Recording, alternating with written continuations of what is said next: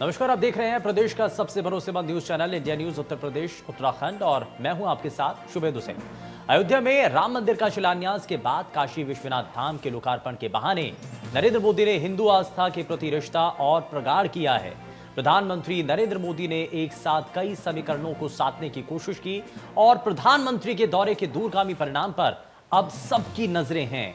काशी में बीजेपी शासित राज्यों के मुख्यमंत्रियों के साथ बैठक के दौरान कई अहम मुद्दे पर मंथन हुआ और इस दौरान सभी मुख्यमंत्रियों ने अपने राज्यों में कराए गए विकास कार्यों का प्रेजेंटेशन भी दिया।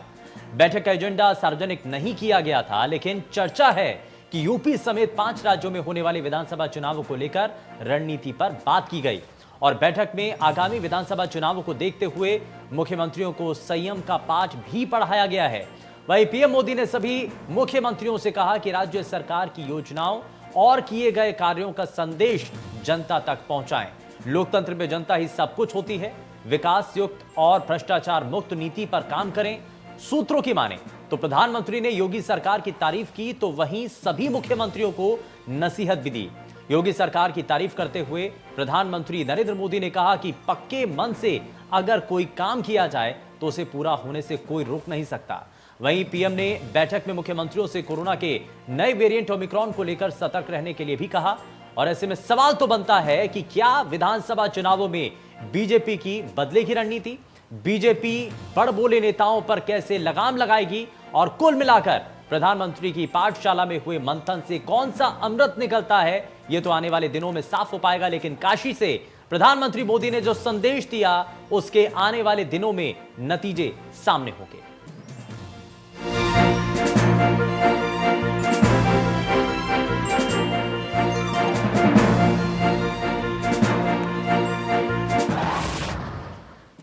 तो अपने संसदीय क्षेत्र वाराणसी में जब प्रधानमंत्री नरेंद्र मोदी पहुंचते हैं तो प्रधानमंत्री की इस पाठशाला में अलग अलग राज्यों के मुख्यमंत्रियों को शामिल किया जाता है और साथ ही साथ जब अपने क्रूज से होकर के प्रधानमंत्री जब काशी विश्वनाथ कॉरिडोर का उद्घाटन करने के बाद आप घाट पर जब पूरी तस्वीरों को निहार रहे होते हैं तो उस वक्त अलग अलग राज्यों के मुख्यमंत्री भी उनके साथ शामिल होते हैं और यह माना जाता है कि इन चीजों को बेहतर बनाने के लिए कोशिशें लगातार की गई हैं। प्रधानमंत्री नरेंद्र मोदी ने आज 12 बीजेपी शासित राज्यों के मुख्यमंत्रियों के साथ बात की।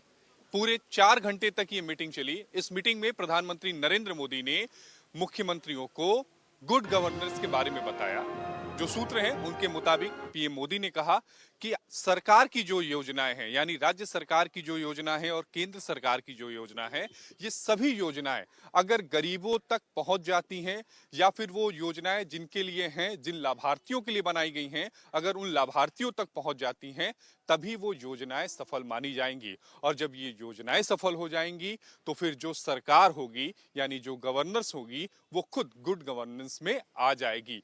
यही मंत्र आज प्रधानमंत्री नरेंद्र मोदी ने 12 राज्यों के मुख्यमंत्रियों को दिया है। उन्होंने ये भी कहा कि अगले साल 5 राज्यों में विधानसभा चुनाव होने वाले हैं, उसको लेकर तैयारियां अब शुरू हमें कर देनी चाहिए। समय कम बचा है, काम ज्यादा है, काम को तेजी से करना है, लोगों तक पहुंचना है, लोगों तक योजनाओं को पहुंचाना है, राज्य सरकार की योजनाओं को पहुंचाना है, केंद्र सरकार की योजनाओं को पहुंचाना है, ताकि लोगों को यह पता चल सके कि केंद्र सरकार और राज्य सरकार जो हैं, जो बीजेपी शासित राज्य सरकार है, वो लोगों की बेहतरी के लिए कितना काम कर रही हैं। सहयोगी रजनीश के साथ आशीष सिन्हा, इंडिया न्यूज, वाराणसी। तो यह हमारे सहयोगी की रिपोर्ट आपने देखी है और इस रिपोर्ट के जरिए कम से कम ये स्पष्ट हो रहा है कि प्रधानमंत्री अब आगे आने वाले समय के जो चुनाव हैं उनको लेकर के पूरी तरीके से तैयारियों में आज से ही जुट जाना चाहते हैं और इसी को लेकर के टीम को भी निर्देशित किया गया है। जाहिर तौर पर इसमें आने वाले समय के लिए जो तैयारियां हैं वो आज से ही मुकम्मल हो पाएँ और इससे पहले भी जो चर्चाएं हैं वो इस बात को लेकर के होती रही हैं कि भारतीय जनता पार्टी हर समय चुनावी मूड में रहती है, क्योंकि एक चुनाव खत्म होता है, आगे जो आने वाले चुनाव हैं उसके लिए जो तैयारियां हैं वहां से वो शुरू हो जाती हैं और इसीलिए कहा जाता है कि इलेक्शन का जो मैनेजमेंट है वो भारतीय जनता पार्टी का बहुत बेहतरीन है। लेकिन इसमें सुधार क्या बाकी राजनीतिक दलों को भी करना चाहिए? क्या बाकी राजनीतिक दलों को भी इस सिस्टम को देख करके, समझ करके क्या इस पर नजर बनाने की जरूरत है? अपनी स्थिति को मजबूत करने के लिए क्या ग्राउंड जीरो पर अपने कार्यकर्ताओं को मजबूत करने के लिए, उनके साथ जुड़ाव बनाए रखने के लिए क्या उनको भी कोशिशें करनी चाहिए?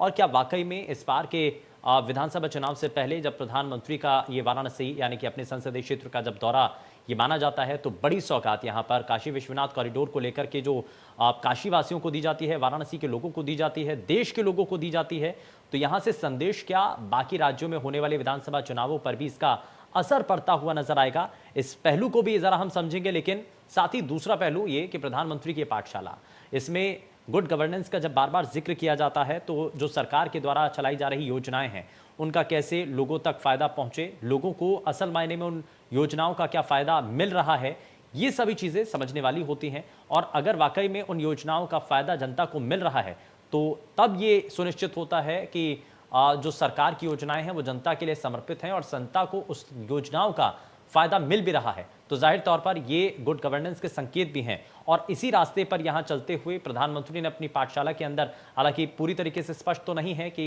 इस बैठक के अंदर क्या हुआ, क्या कहा गया, लेकिन संकेत कुछ ऐसे ही मिल रहे हैं। लेकिन वही दूसरी चीज यहां पर, क्योंकि जिस तरीके से काशी में दाखिल होते ही प्रधानमंत्री ने जिस तरीके से हिंदुत्व को उसका जिक्र किए बिना जो संकेत देने की कोशिश की है, जो पुरानी चीजें चलती आ रही हैं उनका जिक्र उन्होंने किया, अलग अलग आक्रांताओं का उन्होंने जिक्र किया, तो यहां से एक ध्रुवीकरण की राजनीति को लेकर के कुछ पॉलिटिकल पंडितों का ये कहना है कि बिना नाम लिए जो निशाना साधा गया है वो जाहिर तौर पर विपक्षी खेमे को ढेर करता है और इसका कोई काट नजर नहीं आता है। जरा इन्हीं सभी चीजों को जरा समझ लेते हैं। खास पैनल हमारे साथ कार्यक्रम में जुड़ चुका है, जरा सबसे पहले आपको उनसे मिलवा देते हैं। भारतीय जनता पार्टी से प्रवक्ता ओम प्रकाश सिंह हमारे साथ कार्यक्रम में है। ओम प्रकाश जी, बहुत स्वागत है। कांग्रेस पार्टी से प्रवक्ता हिलाल नकवी हमारे साथ कार्यक्रम में जुड़ चुके हैं। हिलाल जी, बहुत स्वागत है। समाजवादी पार्टी से हमारे साथ प्रवक्ता अभिषेक बाजपेयी हमारे साथ कार्यक्रम में जुड़ चुके हैं। अभिषेक जी, बहुत स्वागत है। और राजनीतिक विश्लेषक और विशेषज्ञ हमारे साथ दिलीप यशवर्धन जी कार्यक्रम में जुड़ चुके हैं। दिलीप जी, बहुत स्वागत है आपका कार्यक्रम में। और शुरुआत में सबसे पहले ओम प्रकाश सिंह जी आपसे ही करना चाह रहा हूँ, प्रधानमंत्री का ये वाराणसी का दौरा और 2 दिन जब वाराणसी में प्रधानमंत्री नजर आ रहे हैं और पहले दिन कई महत्वपूर्ण चीजें, कई बड़े कदम, और जो सपनों में देखा उसको साकार करके लोगों की तरफ से ही कुछ ऐसी प्रतिक्रियाएं आई हैं कि काशी के अंदर ये कभी सपनों में सोचा भी नहीं था, जो आज होता हुआ हम देख पा रहे हैं। ये जनता को बदलाव तो महसूस आ रहा है, लेकिन दूसरे जो विषय हैं, दूसरे जो मुद्दे हैं, महंगाई, बेरोजगारी, रोजगार, इन सभी विषयों को लेकर के क्या कहना है? ओम प्रकाश सिंह। शुभेंदु जी, काशी हमारे विश्व की सबसे प्राचीनतम धार्मिक और सांस्कृतिक नगरी है। पूरे विश्व की निगाह जो है काशी पर लगी रहती है और काशी का बाबा विश्वनाथ कॉरिडोर का जो लोकार्पण हुआ है, सपने में लोगों ने नहीं सोचा था कि काशी का जो स्वरूप है, प्राचीनतम स्वरूप है, वह प्राचीनतम स्वरूप के साथ साथ आधुनिक और नवीनीकरण के साथ विस्तार करना, ये बहुत बड़ी चुनौती थी। यह कल जो माननीय प्रधानमंत्री जी ने लोकार्पण किया है, वह हमारे इतिहास में, देश के नहीं विश्व के इतिहास में एक बहुत बड़ी तारीख के रूप में अंकित हुआ।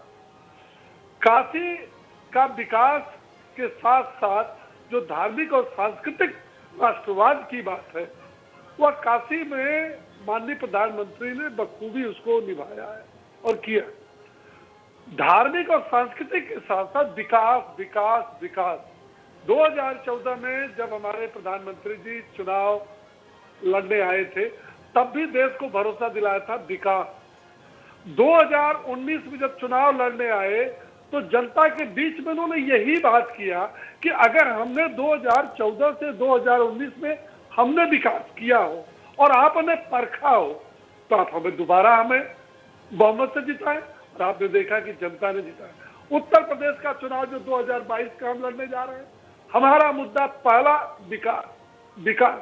हम विकास के मुद्दे पर चुनाव लड़ेंगे, हम अपने काम के मुद्दे पर चुनाव लड़ेंगे, हम अपने सरकार की रिपोर्ट कार्ड के अच्छा, ठीक है सर, ठीक है, विकास के मुद्दे पर आप चुनाव लड़ने जा रहे हैं, लेकिन मैं जरा एक चीज और समझना चाह रहा हूं कि जब, ठीक है सर, लेकिन प्रधानमंत्री नरेंद्र मोदी के साथ 21 राज्यों के मुख्यमंत्री, इसमें अलग अलग राज्यों के मुख्यमंत्री उनके साथ शामिल रहते हैं। ये कहा जाता है कि पीएम की पाठशाला भी वहां पर होती है। क्या मंत्र दिया गया मुख्यमंत्रियों को, और ये कहा गया है कि ये आने वाले समय की जो चुनावी एजेंडा है उसको यहां से सेट किया गया है, तो उसमें चर्चाएं क्या हुई हैं, जरा आप बताएंगे कुछ?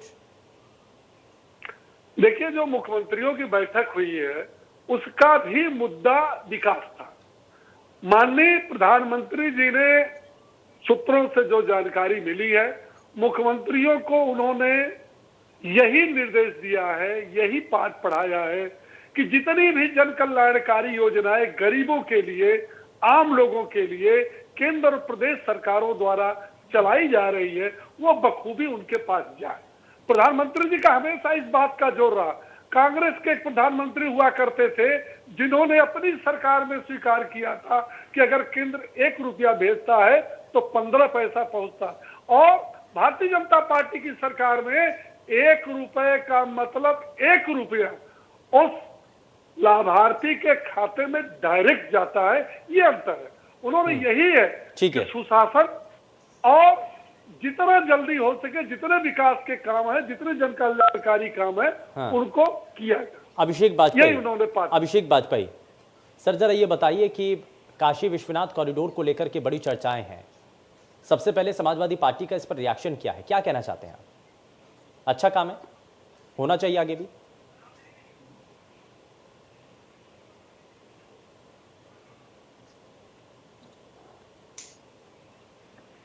अभिषेक जी, मुझे सुन पा रहे हैं? चलिए मैं वापस आता हूं आपके पास, लेकिन हिलाल नकवी, मैं जरा आपसे भी समझ रहा हूं कि क्या ये जो काम किए गए हैं, काशी की जो तस्वीर बदली है, भव्य काशी, दिव्य काशी, ये एक स्वरूप जो आज काशी का नजर आता है, लोगों के द्वारा भी कहा गया कि इससे पहले कभी परिकल्पना नहीं की गई थी, ऐसा सोचा किसी ने भी नहीं था कि काशी को ऐसा भी देखा जा सकता है, लेकिन वो हुआ है। क्या इसमें आपको नजर आता है, ये वाकई में काम हुआ है? देखिए, इसको कौन मना कर देगा कि नहीं हुआ है। जो चीज सामने दिख रही है, जो चीज हम लोग बराबर देख रहे हैं, सामने उसको देख रहे हैं, उसको मना कैसे किया जा सकता है कि वहां काम नहीं हुआ। लेकिन वहां बहुत सी और चीजें भी देखने को मिली। जैसे सबसे एक महत्वपूर्ण चीज जो देखने को मिली वो ये कि प्रधानमंत्री आगे थे, योगी पीछे थे। जबकि मंदिर के अंदर योगी को आगे होना चाहिए और प्रधानमंत्री को पीछे होना चाहिए। वहां कहीं ना कहीं ये बात बड़ी साफ दिखाई दे रही थी कि इस वक्त जो प्रधानमंत्री हैं वो सिर्फ प्रधानमंत्री नहीं है, बल्कि वो जो है वो मंदिर के अंदर की जो परंपराएं हैं उसमें भी वो प्रधान है।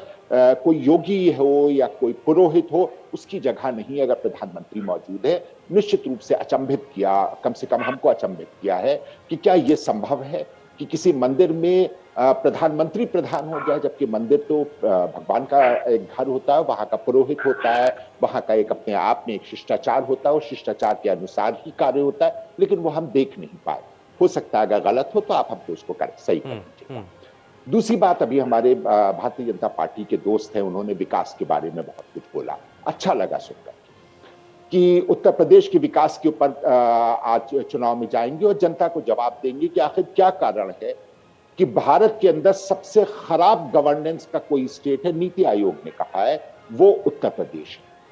नीति आयोग ने कहा है कि पूरे भारत में सबसे ज्यादा गरीबी रेखा से नीचे रहने वाले लोग अगर कहीं रहते हैं तो उत्तर प्रदेश में रहते हैं। नीति आयोग ने कहा है कि सबसे ज्यादा भुखमरी अगर कहीं है तो उत्तर प्रदेश के अंदर है।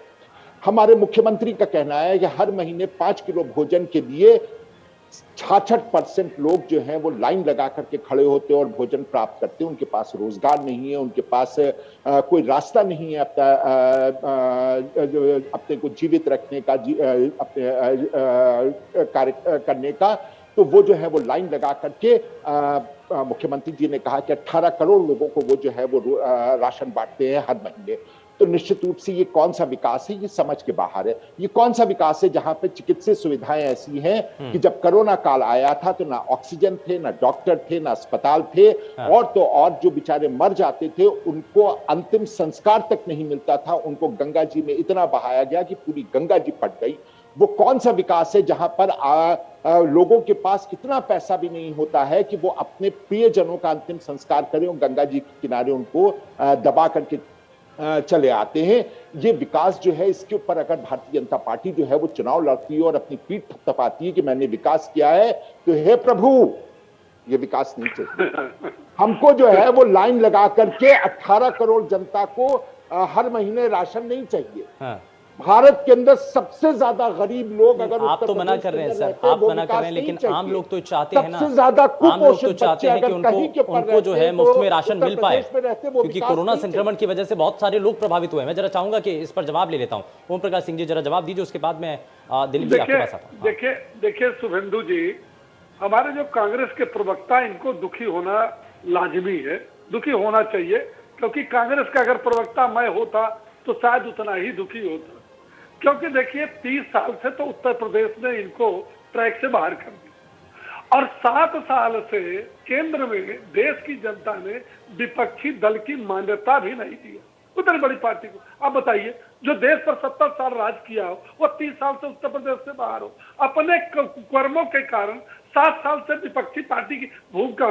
नंबर 1। नंबर 2, जो कांग्रेस के प्रवक्ता हैं, इनको ही नहीं, जो भाई बहन है ना, उनको देश में सारी कमियां उत्तर प्रदेश में आती है। हमारे जो कांग्रेस के प्रवक्ता नकवी साहब ने जो कहा, मैं इनको याद दिलाना चाहूंगा कि पूरे भारतवर्ष में संयुक्त राष्ट्र संघ ने केवल उत्तर प्रदेश के चंदौली के आपसे जो नीति आयोग के आंकड़े उस पर सवाल पूछा था, उसके अलावा आप शुभेंदु सब जी बोलेंगे, उन्होंने तारीफ कमाल है साहब।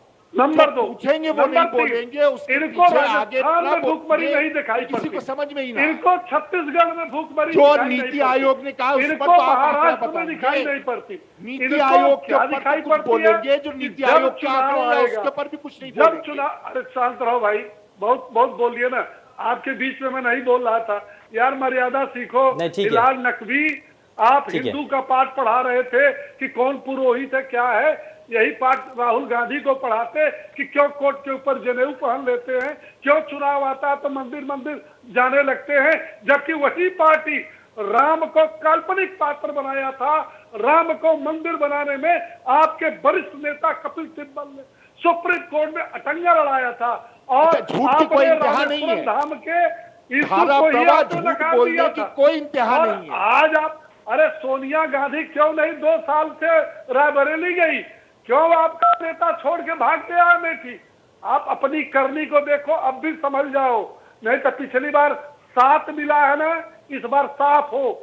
चलिए ठीक है, वो जनता को तय करने दीजिए, ये जनता को तय करने दीजिए। ठीक है, मैं जरा थोड़ा सा आगे बढ़ता हूँ, दिलीप जी को भी शामिल करें। ठीक है, 1 मिनट दिलीप जी, अब यहाँ जो काम किया गया ना, काशी से जो तस्वीर पेश की गई है, जो पूरे काशी की तस्वीर पूरी दुनिया के अंदर पहुंची है। हिलाल जी 1 मिनट जरा सुन लीजिए सर। ठीक है सर, ठीक है, 1 मिनट दिलीप जी, ये जो तस्वीर पेश की गई है, इससे कोई इनकार नहीं कर सकता है, और हिलाल नकवी भी ये मान रहे हैं कि ये तो सामने है, अब इसको नकार कैसे दें, इसमें कैसे कह दें कि काम नहीं हुआ है?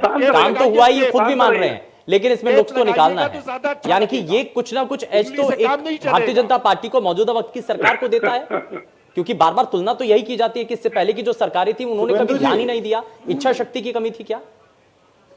शुभेंदु जी, मैं बिलाल साहब बोल रहे थे तो आपका सवाल ठीक से सुन नहीं पाया, एक बार रिपीट करें। मैं एक बार फिर से आपसे पूछना चाहता हूं। मेरा सवाल सर ये है कि विपक्षी खेमा भी ये मान रहा है कि काम तो हुआ है, भव्य दिव्य काशी जिसकी परिकल्पना करना, जिसको सोच पाना, जिसको सपनों में सिर्फ सोचा गया था, उसको साकार तो करके दिखाया है, और लोगों का ये रिएक्शन भी है, लोगों के मन में भी है, और जो लोग होकर के आए हैं वो ये कहते भी हैं कि इस बड़े बदलाव को हम कभी सोच भी नहीं सकते थे कि ऐसा हो सकता है, लेकिन हुआ भी है, और आंखों के जरिए देख भी पा रहे हैं। और ये हिलाल नकवी साहब भी ये मान रहे हैं कि ये तो दिख रहा है, तो इसको नकार नहीं सकते हैं। तो ये जो बदलाव है, ये भारतीय जनता पार्टी को आने वाले समय के अंदर बाकी राजनीतिक दलों से जनता के बीच, जब जनता वोट डालने के लिए जाएगी, तो ये कुछ चीजें जहन में चलेंगी उस वक्त। शुभेंदु जी, बेशक ये जो काशी में मंदिर का जीर्णोद्धार हुआ है, ये वाकई में अकल्पनीय है। इस बात को वाकई में पब्लिक ने सोचा नहीं था कि वो मंदिर जो गली कूचों में हुआ करता था, जिसमें 2 आदमी 4 आदमी एक साथ निकल नहीं पाते थे, आज इतना भव्य मंदिर वहां पर बन गया, इतना बड़ा कॉरिडोर बन गया, और ये वाकई में काबिले तारीफ है। और भारतीय जनता पार्टी की सराहना है इस बात के लिए कि इस सपने को उन्होंने हकीकत में बदल के दिखाया, और ये करना चाहिए। भारत जो है वो धार्मिक मान्यताओं का देश है। धार्मिक मान्यताएं भगवान शिव, भगवान राम, भगवान कृष्ण यहाँ के हृदय में बसते हैं, उनकी आस्थाओं का मान रखना जरूरी है। लेकिन हम अब ऋषि युग में नहीं जीते हैं, हम इसमें साइंटिफिक युग में जी रहे हैं। धार्मिक मान्यताओं का डेवलपमेंट होना जरूरी है, होना चाहिए, लेकिन धार्मिक मान्यताओं के साथ साथ जो समय की मांग, जो सामयिक डेवलपमेंट है, जो आज के इंसान की जरूरत है, वो डेवलपमेंट भी साथ में साथ होता रहता तो ये होने पे सुहागा हो। मंदिर बहुत अच्छा बना है, मेरी श्रद्धा मंदिर से जुड़ी है, मैं भगवान शंकर का पुजारी हूं, मैं इस बात की सराहना करता हूं, लेकिन ईश्वर भी ये कहता है, और अगर आप धार्मिक मान्यताओं को मानेंगे तो ये जो शरीर है ईश्वर का, ये प्रकृति के पंच तत्वों से बना है, वो पंच तत्व भी ईश्वर का ही प्रतीक है। तो अगर हम इन पंच तत्वों की सेवा अगर ठीक से कर देंगे, इतना बड़ा इंडस्ट्रियलाइजेशन अगर हम पंच तत्वों के लिए कर देते, पंच तत्वों के डेवलपमेंट के लिए कर देते, तो ये शायद आज के जो इंडस्ट्रियल युग है, जो आज का साइंटिफिक युग है, उसके लिए ज्यादा कारगर साबित होता। मंदिर का डेवलपमेंट होना चाहिए, मैं फिर रिपीट कर रहा हूं, होना चाहिए, लेकिन इसके साथ साथ जो सामाजिक डेवलपमेंट है, जो रोजगार का डेवलपमेंट है, जो मूलभूत सुविधाओं का डेवलपमेंट है, जहां पर ये सरकार लैग कर रही है। देखिए, ठीक है, अभी सिंह साहब ने कहा कि 2014 में आदरणीय प्रधानमंत्री जी ने भरोसा दिलाया था कि हम विकास करेंगे। भरोसे पे जनता ने विश्वास किया। 2019 में उन्होंने उस भरोसे को रिपीट करने के लिए कहा कि भरोसा करिए, हम विकास करेंगे। 2019 में जनता ने फिर भरोसा किया, और मुझे ये उम्मीद है कि 2014 में प्रधानमंत्री जी फिर यही बात कहेंगे कि हम पे भरोसा करिए, हम विकास करेंगे। जिस क्वांटम में जनता ने भरोसा दिखाया था, उस क्वांटम में शायद मोदी जी ने विकास नहीं किया है। उस क्वांटम में अगर विकास करते तो आपको दोबारा जनता से भरोसा मांगने की जरूरत नहीं पड़ती, जब जनता खुद ब खुद भरोसा आप पे। और इसीलिए तो प्रधानमंत्री को अलग अलग राज्यों के मंत्रियों को, मुख्यमंत्रियों को अपने साथ शामिल करना पड़ा। और इसमें आगे मेरा सीधा सा कहना है कि अगर आप जनता के लिए काम करेंगे तो आपको जनता को काम गिनाने की जरूरत नहीं पड़ेगी। जनता खुद ब खुद देखती है कि हाँ, ये काम हो रहा है, मंदिर बना, अच्छा बना, हम देख रहे हैं, हम इस बात की सराहना कर रहे हैं। लेकिन इसी तरीके से अगर इस प्रदेश में इंडस्ट्रियलाइजेशन हो जाता, इस प्रदेश में बिजनेस का डेवलपमेंट हो जाता, इस प्रदेश में रोजगार के अवसर बढ़ जाते, ज्यादा बढ़ जाते। ये ठीक है कि मंदिर से रोजगार के अवसर पड़ेंगे, लेकिन वो रोजगार जो इस देश के एक्सचेकर में कंट्रीब्यूट करे, जो टैक्स बेस को बढ़ा दे, वो डेवलपमेंट होता तो शायद और अच्छा हो। ठीक है, धार्मिक विकास के साथ साथ आर्थिक विकास होना बड़ा जरूरी है ओम प्रकाश सिंह जी, और इसलिए कहा जा रहा है कि आप जो चाहते हैं ना कि आपकी जो सरकार के जो कार्यक्रम है वो जनता तक पहुंचे, तो सर इसके लिए पहले काम करने की भी जरूरत है। इसमें आपको रोजगार का जो बड़ा संकट है, कोरोना संक्रमण के बाद तो आप लोगों की नौकरियां तक चली गई, बड़ा संकट, ये वाकई में सरकार के सामने बड़ी चुनौती है। लेकिन इस चुनौती को पार पाने के लिए रणनीति तो आपको तय करनी है ना। ओम प्रकाश सिंह जी जवाब दीजिए। मैं आता हूं सर, नकवी साहब आता हूं। शुभेंदु जी, ये हमारे राजनीतिक विशेषज्ञ दिलीप जसवर्धन जी ने बहुत अच्छी बात कहा। उन्होंने कहा कि काशी का जो अभूतपूर्व दिव्य और भव्य काशी बना है वो अकल्पनीय था, इन्होंने माना। लेकिन वहीं साथ साथ इनका दूसरा जो सवाल था कि सामाजिक परिवर्तन भी होना चाहिए, लोगों को रोजगार मिलना चाहिए। मैं उनकी बात से 100% सहमत हूँ, मैं 100% सहमत हूँ, होना चाहिए। लेकिन तीसरी बात जो उन्होंने कहा, एक गलत बात कहा कि 2014 में जब प्रधानमंत्री जी जनता के बीच में गए थे और हमारे प्रधानमंत्री का चेहरा के रूप में गए थे, तो उन्होंने जनता से यही कहा था कि गुजरात में जो हमने काम किया है, 3 बार मैं मुख्यमंत्री के रूप में गुजरात का जो विकास किया हूं देश में, उसको पूरा देश देख रहा है, मेरे ऊपर भरोसा करिए और मैं देश का जो है विकास करूंगा। लेकिन 2019 में उन्होंने ये नहीं कहा था कि मेरे ऊपर भरोसा करिए, उन्होंने ये कहा कि 2014 में जो मेरे ऊपर आपने विश्वास किया है और मैंने काम किया है और आपका विश्वास मेरे प्रति हो और मैंने काम किया हो, तो आप हमें दोबारा प्रधानमंत्री के रूप में देखना चाहते हो तो मेरी पार्टी को भारी बहुमत। उन्होंने ये नहीं कहा 2019 में कि विश्वास करिए, उन्होंने कहा मैंने काम किया और उन्होंने काम किया। शुभेंदु जी, मैं चैलेंज करता हूं कि देश, हम भी 45 साल ब्यूरो चीफ रहा हूं दैनिक जागरण का, मैंने अखबार दुनिया देखी है, चलाई। 70 साल देश की आजादी के बाद आम गरीब आदमी को सत्ता में भागीदारी पहली बार मिली है। केवल 70 साल लोगों ने देश को, प्रदेश को लूटा है और ये कहा है, शब्दबाज दिखाया है कि हम आपके सोने के महल बना देंगे। लेकिन छत किसने दिया? छत किसने दिया? ठीक है। जो लोग कहते थे कि हमारी माँ बहनें जो है खेतों में जाती, मुझे शर्म आती है, उनको शौचालय किसने दिया? जिनके पैसे बीच में दलाल लूट लेते थे, बैंक ले लेते थे, जनधन खाते के माध्यम से उनको पैसा किसने दिया? बिजली उनको किसने दिया? स्वास्थ्य के लिए मर जाते थे। 5 लाख तक का हमने बीमा दिया। किसने दिया?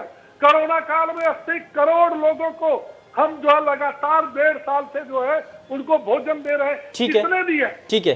जरा समाजवादी पार्टी से प्रवक्ता अभिषेक वाजपेयी भी हमारे साथ जुड़ चुके हैं। अभिषेक जी, मैं जरा, ठीक है सर, ठीक है, मैं जरा जवाब ले लेता हूँ। अभिषेक वाजपेयी, काम हुआ, मैंने कहा 5 किलो में कहते हैं मौज करो। ठीक है, एक मिनट। अभिषेक वाजपेयी, जरा ये तो बता दिया कि हमने धार्मिक विकास किया, लेकिन उसके साथ साथ हम लोगों के विकास के रास्ते को भी मजबूत कर रहे हैं। इसके लिए पिछली सरकारों से तुलना करते हुए, चाहे कोई भी राजनीतिक मंच हो, कोई भी रैली हो, हर जगह पर जाकर के भारतीय जनता पार्टी का हर एक नेता इस बात को बताता भी है कि पहले देखिए ये होता था और अब देखिए ये हो रहा है।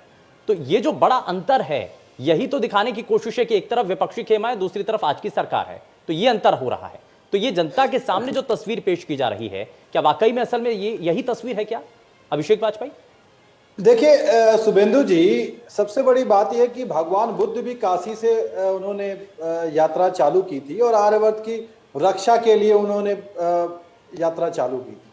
लेकिन यहाँ पे आप देखिए, ये बहुत बढ़िया चीज़ है कि उन्होंने काशी कॉरिडोर बनाया है और कहीं ना कहीं उसमें योगदान रहा है भारतीय जनता पार्टी का। उन्होंने काम अच्छा किया, ये काम अच्छा किया उन्होंने कि लोगों की आस्थाओं को जीवित रखा हुआ है। लेकिन एक चीज़ आप इसमें देखिए कि कैसे उन्होंने आस्था के नाम पे पाखंड भी इस्तेमाल किया हुआ है। देखिए, किसी भी वर्ग का कोई व्यक्ति जब आस्था आती है, चाहे हमारी आस्था हो, चाहे किसी मुस्लिम वर्ग की आस्था हो, चाहे किसी भी, हर किसी की आस्था अलग अलग होती है। लेकिन सबसे बड़ी चीज समझने वाली ये होती है कि किसी भी आस्था का मजाक नहीं उड़ाना चाहिए। आप देखिए कि कैसे उन्होंने जब वहां पे गए, जाने के बाद उन्होंने एक तरीके से कहा इस चीज को 76,000 स्वयं सेवक लोग जा करके लोगों को प्रसाद बांटेंगे। अरे आप जाइए वहां पे, आपने काम किया तो उसको अच्छी चीज है, लेकिन प्रसाद बांटेंगे ये जिसका क्या मतलब है? क्या लोगों के पास प्रसाद बांटना, क्या आप प्रचार नहीं कर पा रहे हैं? बिल्कुल नहीं।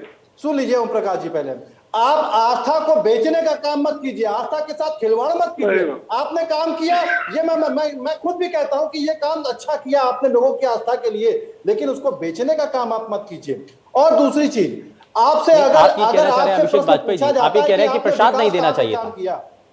आपको लगता है कि प्रसाद देने से उनको क्रेडिट मिलेगा? देखिए स्वयं सेवक संघ के लोग, 76,000 स्वयं सेवक संघ के लोग जा करके लोगों को प्रसाद बांटेंगे और उसका प्रचार करेंगे। तो आपका काम ये नहीं है, एक राजा का काम होता है हर एक प्रजा के लिए बराबर से काम करना। एक चीज ठीक है, जरा समझ लेते हैं अभिषेक वाजपेयी जी। मंदिर, वहां पर मंदिर का जीर्णोद्धार हुआ, मंदिर में काम हुआ और उसका प्रसाद अगर लोगों को मिल रहा है तो उसमें आपत्ति है कहीं? नहीं, देखिए आस्था एक अलग विषय है और उसको बेचना अलग विषय है। दोनों में अंतर है। इस बात को आप कह रहे हैं कि प्रसाद देना वो बेचने के बराबर है। आप प्रचार कीजिए, जो आपने काम किया उसको प्रचार कीजिए। आपने जो कितने लोगों को रोजगार दिए उसको प्रचार कीजिए।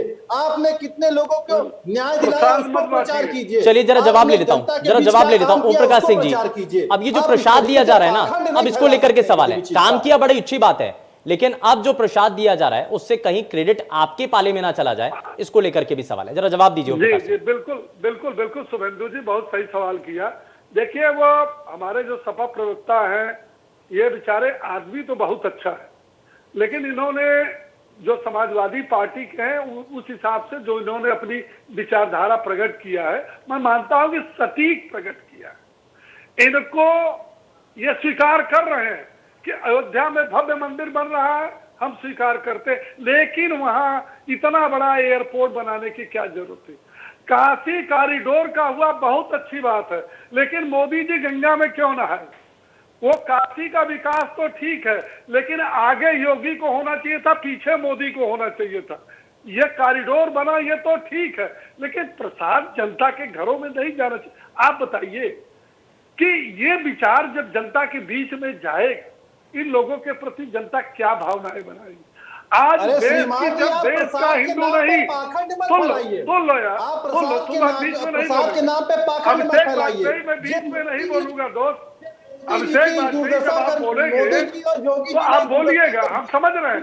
हम आपकी पीड़ा समझ रहे 58,000 लोगों ने हैं, आप आत्महत्या शांत कर ली। रहिए। हम आपकी पीड़ा पूर्वांचल एक्सप्रेस में बना तब भी समझा। अच्छा ठीक है सर, अभिषेक जी एक मिनट जरा सुन लेते हैं, मैं वापस आपको मौका दूंगा। सुन लीजिए सुन लीजिए। शुभेंदु जी मुझे बात कहने का मौका पूरा दीजिए पहले। हाँ हाँ अरे ठीक आप है। बिल्कुल बोलिएगा। अभिषेक जी आप मेरे मित्र भी हो, आप बोलोगे मैं सहर सुनूंगा, बीच में नहीं बोलूंगा।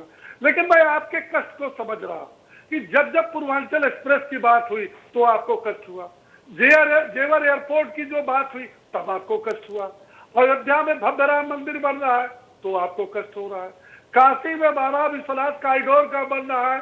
अरे यार सफाई बाद में हो, पहले आप हिंदू हो, गर्व करो कि देश में पहली बार बाबा विश्वनाथ मंदिर का जो है पूरे विश्व में डंका बज रहा। आप इस बात पर गर्व करो कि इस प्राचीनतम धार्मिक और सांस्कृतिक नगरी के इतिहास में आज पहली बार पूरे विश्व में डंका बज रहा। आप इस पर करो, आप प्रसाद पर जा रहे। अरे भाई तुष्टीकरण की राजनीति तो कर लिया, तुष्टीकरण की राजनीति के नाते आपने सारा पैसा कब्रिस्तान के बाउंड्री वाल में दिया, हम तीर्थ स्थान में दे रहे हैं, तो आपने गुनाह किया। नहीं तो ये भी तो ठीक नहीं है ना ओम प्रकाश सिंह जी, नहीं ये भी तो ठीक नहीं है ना। अगर आप एक धर्म को लेकर के अगर आप आगे चल रहे हैं तो इसमें समाज में सभी धर्म के लोग हैं ना, सभी को आगे लेकर के चलना होगा। मैंने क्या कहा? हाँ शुभेंदु जी एक 10 सेकंड मैंने कहा कि आपकी पार्टी ने कब्रिस्तान के विस्तार में दिया, हमने तीर्थ यात्रा के विस्तार में दिया। मैंने यही कहा ना। नंबर 1। नंबर 2 सेकंड में मैं अपनी बात खत्म करता हूं।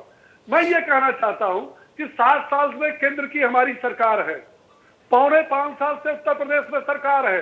केंद्र सरकार की 56 योजनाएं, उत्तर प्रदेश सरकार की 41 योजनाएं जो पूरे देश में चल रही हैं, क्या वो क्षेत्र को देख के, जात को देखकर, मजहब को देखकर, धर्म को देख करके, हिंदू और मुस्लिम को देखकर चलाया गया है? ठीक है। जितनी योजनाएं चली हैं उसका 30% लाभ अकेले हमारे मुसलमान भाइयों को पूरे देश में गए। हिलाल नकवी जी जरा जल्दी से रिएक्शन, उसके बाद आता हूं अभिषेक जी आपके पास। हमारी योजनाएं तो सबके लिए थी। हिलाल नकवी जी कहीं अंतर आपको नजर आता है? क्योंकि बार बार कहा जाता है कि सबका साथ सबका विकास और सबका प्रयास, तो इसमें सबका प्रयास और सबका विकास क्या ये समान रूप से हो रहा है?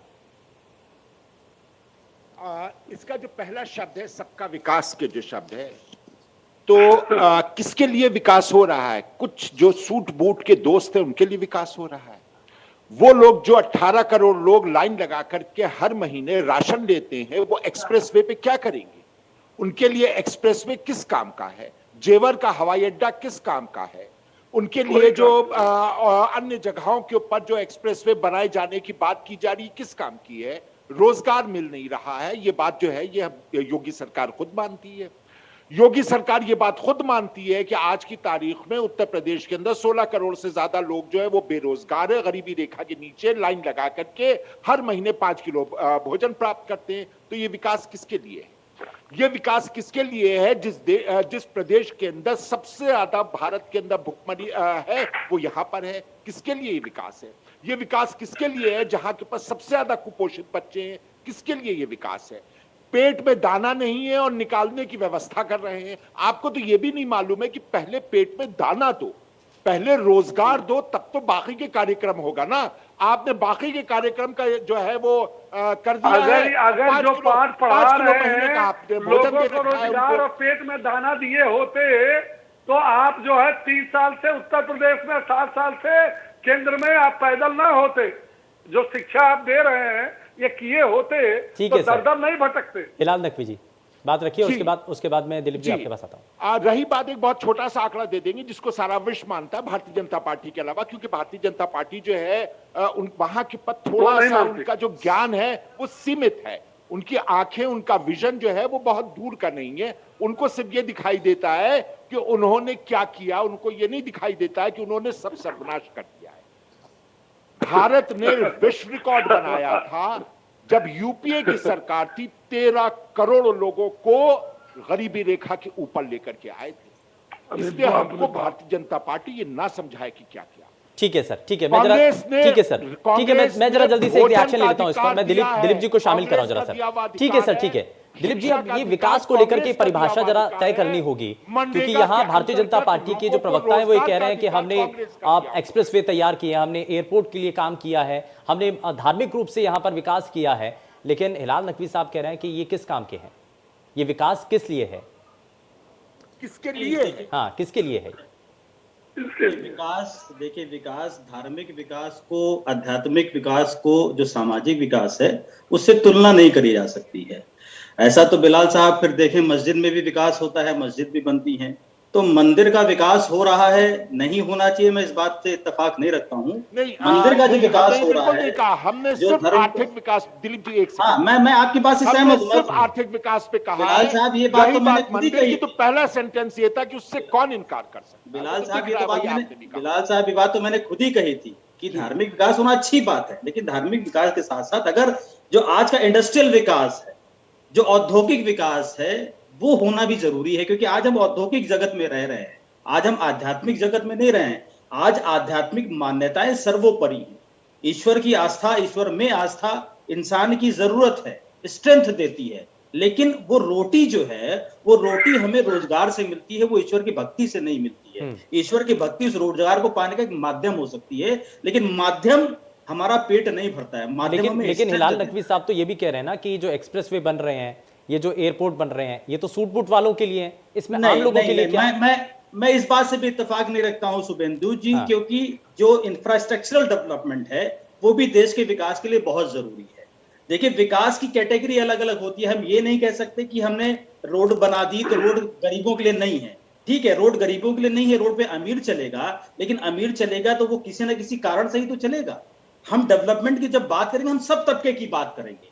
ऐसा नहीं होना चाहिए कि गरीबों के लिए डेवलपमेंट हो, अमीरों के लिए नहीं होना चाहिए, अमीर के लिए हो, गरीब के लिए नहीं होना चाहिए। इस देश में अगर कोई भी सरकारें, मैं सरकारों की बात कर रहा हूं, सारी सरकारें अगर काम कर रही हैं तो अपर लेवल के लिए कर रही हैं और लोअर लेवल को दे रही हैं। मिडिल क्लास के लिए कोई सरकार काम नहीं कर रही है। मिडिल क्लास को कहीं से कोई किसी तरह की कोई एग्जम्पशन, कोई छूट, कोई सराहना कुछ नहीं मिल रही है। ना तो उनको फ्री राशन मिलता है, ना उनको फ्री बिजली मिलती है, ना उसको किसी तरह की छूट मिलती है, ना उसको सरकारी योजनाओं का लाभ मिलता है। वो दोनों तरफ से मारा जाता है। इंडस्ट्रियल डेवलपमेंट होना चाहिए, इंफ्रास्ट्रक्चरल डेवलपमेंट होना चाहिए, आध्यात्मिक डेवलपमेंट होना चाहिए, सब होना चाहिए, लेकिन उस डेवलपमेंट का जो सोर्स होना चाहिए, उस डेवलपमेंट का जो पॉइंट होना चाहिए, वो इस देश के हर व्यक्ति पर होना चाहिए। ऐसा नहीं हो सकता कि हम एक तबके पे, एक समाज पे, एक क्षेत्र पे केंद्रित होकर के डेवलपमेंट करें, कि जैसे पूर्वांचल में डेवलपमेंट हो रहा है। पूर्वांचल जो हमारा उत्तर प्रदेश की रणनीति है, राजनीतिक रणनीति है, उसका 1/3 हिस्सा पूर्वांचल में जाता है। तो इस समय भारतीय जनता पार्टी का ज्यादातर फोकस पूर्वांचल के ऊपर है, क्योंकि वो एक मजबूत हिस्सा है इस देश की रणनीति के लिए, इस प्रदेश में राजनीतिक रणनीति के लिए। ये नहीं होना चाहिए, किसी पर्टिकुलर समाज के लिए नहीं होना चाहिए। अगर धार्मिक भावनाएं आप मानते हैं तो धार्मिक भावनाएं आपको सबको माननी चाहिए। इस भारत के संविधान के प्रियम्बल में सामाजिक, आर्थिक और राजनीतिक न्याय की बात करी गई है। हाँ। तो सामाजिक, आर्थिक और राजनीतिक न्याय, लेकिन देखिए ना सर, आज जब अखिलेश यादव मंच पर होते हैं, मैं अभिषेक वाजपेयी जी, मेरा सवाल आपसे भी है, क्योंकि मंच पर जब अखिलेश यादव ये कह देते हैं कि जातिगत जनगणना ये बड़ी जरूरी है, हम सत्ता में आएंगे तो 3 महीने का समय दीजिए, जातिगत जनगणना हम करवा करके दिखाएंगे, तो इस बात का मतलब क्या? आपको लगता है कि वाकई में यही वो रास्ता है जिससे जो पिछड़ा वर्ग है उनको आगे लाया जा सकता है?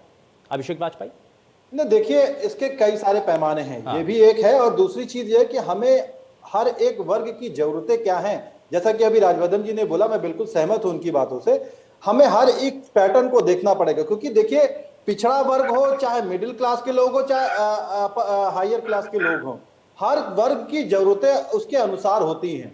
लेकिन हमको साथ में यह भी ध्यान देना पड़ेगा कि हम रोजगार कितने दे रहे हैं। जैसे कि आपको उदाहरण के तौर पे मैं आपको याद दिला दूं कि जब हमारी बेरोजगारी दर 7.78% हुआ करती थी, तो उस समय देखिए कि जितने भी लोग पढ़े लिखे गांवों में होते थे, 60% लोग गांवों के बेरोजगार थे पढ़ाई लिखाई करने के बावजूद। आखिर क्यों ऐसा था? इसी में अगर इसी कड़ी में आप जोड़ लीजिए तो इन्होंने बेसिक शिक्षा विभाग घोटाला कर दिया उत्तर प्रदेश सरकार ने, और अगर आप देखिए पशुधन घोटाला कर दिया, स्मार्ट मीटर घोटाला कर दिया, राशन घोटाला कर दिया। घोटाले बहुत सारे हैं, लेकिन इस बात को भी हम नहीं नकार सकते कि ये वही सरकार है, भारतीय जनता पार्टी, जो गरीबों के अनाज तो बोलती है 5 किलो चावल, 5 किलो गेहूं और 200 रुपए का झोला देती है। तो ये 200 रुपए का झोला किसके खाते से दिया गया है? ये भारतीय जनता पार्टी ने अपने खाते से दिया है या फिर केंद्र सरकार की मदद से दिया गया, जिस पर प्रधानमंत्री जी की फोटो लग करके दी जाती है? नंबर एक बात। नंबर दूसरी चीज, अभी ये नीति की बात कर रहे थे भारतीय जनता पार्टी वाले हमारे मित्र, उनको याद दिला दूं कि केंद्र सरकार और ये योगी सरकार की नीतियों के कारण तकरीबन 9,58,772 लोगों ने आत्महत्या की थी, जिसमें से 1,53,632 गृहिणियां थी, जिसमें से 83,000 किसान थे और तकरीबन 76,235 बेरोजगार छात्र थे। इस तरीके से गिनाना चालू करूं तो बहुत सारे आंकड़े होते हैं। लेकिन अगर आप देखिए कि इन्होंने कभी भी कॉन्फिडेंटली किसी बात को काम किया ही नहीं। अगर काम किया होता तो ये काम के नाम पे सरकार वोट मांगती, ना कि आडंबर फैलाती। आपको याद दिला दूं कि अभी ये हमारे प्रधानमंत्री जी कहते थे कि गरीब, हम चाहते जो गरीब व्यक्ति जो चप्पल पहना हुआ होता है वो भी हवाई यात्रा करे। अच्छा, एक चीज तो आपने जरा चप्पल तक के उनको करवा लिए हैं, अभिषेक वाजपेयी, हवाई यात्रा कहां से करेगा? मैं आपसे जो सवाल करना चाह रहा था, आपने उस सवाल का जवाब देने के बजाय इधर उधर आपने खूब सारी बातें कर ली हैं। लेकिन मैं आपसे ये पूछना चाह रहा हूं कि जातिगत जनगणना को लेकर के जब आज अखिलेश यादव ने जिस बात का जिक्र किया, सत्ता में तो आप भी रहे, आपने उस वक्त क्यों नहीं किया? अब आप विपक्ष में हैं तो अब आप कह रहे हैं कि आप सत्ता में हमें लेकर के आइए, तब हम 3 महीने में करेंगे। तो ऐसा क्यों? जब आपको मौका मिला था तब, यानी कि आपने उस वक्त गलतियां कर दी थी।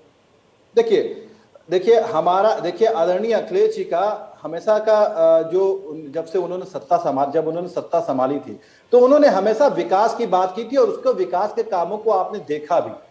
इसमें कोई नहीं कह सकता कि विकास, हाँ ये बात जरूर है कि जनता ने उसको हमारे कामों को हम जनता तक नहीं पहुंचा पाए, ना ही हमने ब्रांडिंग की। भारतीय जनता पार्टी के तरीके से 1500 करोड़ रुपए खर्चा करके हमने ब्रांडिंग नहीं की। हम ब्रांडिंग पे यकीन नहीं करते, हम काम पे यकीन करते हैं। तो ये जरूर हमारी कमी रह गई। और जैसा कि जो आपका प्रश्न है, कहीं ना कहीं हमसे गलतियां हुई हैं और जो आपकी 2022 में जब सत्ता में आएंगे तो उन गलतियों को सुधारेंगे भी और विकास का एक नया आयाम गढ़ेंगे। ठीक है ओम प्रकाश सिंह जी, अगर सरकार ने वाकई में बहुत बेहतरीन काम किए हैं जिसका बार बार बखान भी कर रहे हैं, जिक्र भी कर रहे हैं, तो क्यों इतना हाय तौबा है? क्यों आप ग्राउंड लेवल पर जो सरकार की योजनाएं हैं उनको जनता तक पहुंचाने के लिए कार्यकर्ताओं की जरूरत क्यों? क्योंकि वो तो सीधे सीधे जो सरकार की योजनाएं उनका लाभ तो जनता को मिलना चाहिए था और मिलना उनको बड़ा जरूरी भी है। तो अगर मिल रहा है तो उन योजनाओं को पहुंचाने की जरूरत क्या है फिर? मेरी आवाज मिल रही है शुभेंदु जी? बिल्कुल सर, बिल्कुल, बताइए सर। शुभेंदु जी, मेरा ये कहना है कि बड़ी चर्चा हो गई, प्रदेश का सपा ने विकास किया, देश का प्रदेश का कांग्रेस ने विकास किया, हम भी दावा कर रहे हैं कि हमने भी विकास किया। मैं मोटी मोटी एक बात बताना चाहता हूं। 2019 का जो चुनाव हम लड़े थे उसी तर्ज पर 2022 का चुनाव लड़ लेता। इसका मतलब कि जब 2014 में हम चुनाव लड़े थे और जनता से वादा किए थे और उस वादे को पूरा करने, विकास करने के कारण 2019 को हम उस बात को लेकर के आए थे, उसी तरह 2017 में जब हम चुनाव लड़े हैं और जो वादा किए हैं, जो काम किए हैं, उसको लेकर के हम 2022 का चुनाव। तो पहली रिपोर्ट कार्ड में पहला नंबर किस चीज का होगा? अयोध्या राम मंदिर? पहला नंबर, सुनिए, 2-4 चीजें बहुत आपको बेसिकली बताता हूँ। हाँ। पहले ये होगा कि 2012 में जब सपा की सरकार बनी थी तो पहली जो कैबिनेट की बैठक हुई थी उसमें आतंकवादियों का मुकदमा वापस करने का जो है वो प्रस्ताव पास हुआ था, जिस पर हाईकोर्ट ने फटकार लगाई थी। भारतीय जनता पार्टी की जब सरकार बनी तो पहली कैबिनेट बैठक में जिन पर कर्जे थे वो कर्जा किस सरकार में थी? 2017 में जब हम आए तो कर्जा किसानों का लेके आए थे। वो कर्जा समाजवादी पार्टी के जमाने में थी, जो किसान आत्महत्या कर रहा था, बदहाल था। हमने 36,000 करोड़ 86 लाख किसानों का कर्जा माफ किया। बसपा ने 20 चीनी मिलों को बेच दिया, सपा ने 11 चीनी मिलों को बंद कर दिया, हमने सारी चीनी मिलों को चलाया। सपा ने 4.5-5 साल के शासन में केवल 80,000 करोड़ भुगतान किसानों का किया था, हमने 4.5 साल में 1,40,00,000 करोड़ हमने भुगतान किया। हमने किसानों को सम्मान निधि दिया। ये क्या जाने, इन्होंने कुछ किया हो तो जाने। ये तो ये कहते हैं कि साहब जो पूर्वांचल में हो रहा है वो फीता ये काट रहे हैं, हमने उसको किया था। जेवर एयरपोर्ट हमारी परिकल्पना थी। बाबा कॉरिडोर जो विश्वनाथ कॉरिडोर बन रहा है, हम उसको बनाने जा रहे थे। मतलब ये फजूल फर्जी की बात। अरे मैदान में आओ, 4.5 साल तो एसी कमरे से बाहर निकले नहीं। कोरोना से जब प्रदेश जूझ रहा था तब तो आप छुट्टी मनाने इंग्लैंड चले गए, और जो कांग्रेस के प्रवक्ता बैठे इनके नेता ननिहाल भाग गए। कहां जनता के बीच में थे? एक योगी जी थे जिनके पिता मर गए और उसमें नहीं गए जनता को छोड़। योगी जी कोई ऐसा जिला नहीं, चुनाव कोई करा रहे ऐसा थे बंगाल का, नहीं जहां उन्होंने गए जहां ना, ठोक के जहां भाग उन्होंने गए थे, बंगाल जहां का चुनाव जाकर के करा रहे मरीजों थे, का वहां पे हाल न लिया, किया था। उनको दवा न दिया हो, उनको ऑक्सीजन की व्यवस्था न किया हो, ये प्रतिदिन करते थे। ये क्या जाने, ये हाई चलिए, फाई, ठीक है। ये जो ठीक है, अभिषेक वाजपेयी अभिषेक वाजपेयी को शामिल कराऊंगा। हाँ। इनको क्या पता है? ठीक है, अभिषेक शुभेंदु वाजपेयी। जी, हाँ। सूप बोले चलनी क्या बोले, जिसमें 72 थे। अरे कोरोना काल के आपको शर्म आनी चाहिए। पीपीई किट घोटाला आपने कर दिया, ध्यान है। जब मध्य प्रदेश में सरकार बन रही थी तो आपने, सुन लीजिए, जब यही कांग्रेस पार्टी की सरकार मध्य प्रदेश में बन रही थी तब आपने अपने मामा की सरकार बढ़ाने के लिए दूसरे प्रदेश के लोगों को मौत के मुंह में छोड़ दिया। जब उत्तर प्रदेश मौत के मुंह पे मौत के किनारे में खड़ा हुआ था तब योगी जी पार्टी का। अरे कम से कम शर्म आनी चाहिए आपको इस तरीके से बोलते हुए। आपने तो लोगों की सबों से रामनामी। चलिए, ठीक है सर, ठीक है। अभिषेक एक मिनट, अभिषेक वाजपेयी एक मिनट। ठीक है, ओम प्रकाश सिंह जी एक मिनट जरा। दिलीप जी लोगों के साथ वो काम ठीक है सर, अभिषेक वाजपेयी ठीक है सर, ठीक है, वो जनता को तय करने दीजिए। खैर दिलीप जी, अब मैं जरा ये बहुत जल्दी से मैं आपसे एक रिएक्शन लेना चाहता हूं कि प्रधानमंत्री की जो पाठशाला है, इसमें भाजपा शासित राज्यों के जो मुख्यमंत्री इसमें शामिल किए गए हैं, आपको इसमें क्या नजर आता है? लॉन्ग टर्म विजन है इसमें प्रधानमंत्री का? दिलीप जी अनम्यूट कर लीजिए। अनडाउटली शुभेंदु जी, हाँ। जो विजन है हमारे प्रधानमंत्री जी का वो लॉन्ग टर्म ही रहता है और विजन अच्छा रहता है। और मैं सरकारी विजन की, योगी जी के विजन की, प्रधानमंत्री जी के विजन की, सबके विजन की सराहना करता हूं। जितनी भी सरकारी योजनाएं बनती हैं उनकी भी सराहना करता हूं। लेकिन दुख इस बात का है कि वो विजन और वो योजनाएं एक्चुअल में क्रियान्वयन पे नहीं आ पाती। आप प्लानिंग बहुत अच्छी कर लीजिए, लेकिन अगर एग्जीक्यूशन पार्ट पर फेलियर है, बेनिफिशियरी को बेनिफिट नहीं मिल रहा है, तो उस एग्जीक्यूशन, उस प्लानिंग का कोई बहुत महत्व नहीं कहा जाएगा। रणनीति चाहे जितनी अच्छी बना लीजिए। ठीक है सर, समय थोड़ा सा कम है, माफी के साथ रोकना चाहूंगा। बहुत शुक्रिया सभी खास मेहमानों का कार्यक्रम में शामिल होने के लिए। लेकिन प्रधानमंत्री की जो पाठशाला है जिसमें अलग अलग राज्यों के मुख्यमंत्रियों को इसमें शामिल किया जाता है, जाहिर तौर पर ये लॉन्ग टर्म का विजन जरूर माना जा रहा है, लेकिन इसका बेनिफिट इसमें भारतीय जनता पार्टी को, प्रदेश की सरकार को कितना मिलता है, ये फिलहाल देखने वाली चीजें हैं। लेकिन इसमें सबसे जो स्पष्ट चीज ये है कि सियासी रणनीति जो तय की गई है, जो सेट किया गया एजेंडा, जिसमें कार्यकर्ताओं को ये जिम्मेदारी दी गई है, ये साफ साफ स्पष्ट कर दिया गया है कि यहां पर जो जनता है उसको इसमें जोड़ने की कोशिश है, इस पूरे कार्यक्रम को जनता के साथ जोड़ करके आगे बढ़ाने की कोशिश है। लेकिन इसमें भारतीय जनता पार्टी कितना सफल हो पाती है, देखने वाली चीजें हैं। पेशकश में फिलहाल के लिए बस उतना ही। नमस्कार।